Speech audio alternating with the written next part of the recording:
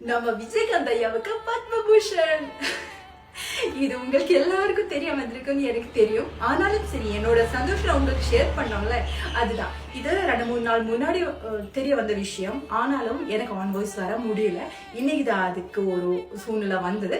ரொம்ப அதுக்கு நான் உங்ககிட்ட மன்னிப்பு கேட்கிறேன். நான் ரொம்ப எக்ஸைட்டடா இருக்கேன். எனக்கு அது சொல்லித்தான் ஆகணும் அந்த சந்தோஷம். ஏன்னா நம்ம ரொம்ப வருஷமா நம்ம வெயிட் பண்ணிட்டு இருந்தது அவங்க இருக்கும்போது கொடுத்திருந்தா இது ஒரு கொண்டாட்டமா இருந்திருக்கும்.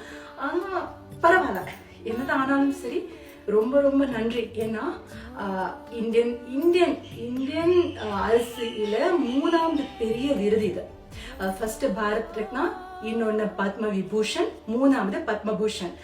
ஸோ இந்த ஒரு விருது இது மட்டும் இல்லை, அவங்க பாரத ரத்னா விருது கிடைக்கிற அளவுக்கு பெரிய ஆளுன்னு நமக்கு எல்லாருக்குமே தெரியும். ஏன்னா அவங்க 180+ மூவிஸ் தான் பண்ணியிருக்கீங்க. அது எல்லாமே ஒரே லாங்குவேஜ், தமிழ்ல மட்டும்.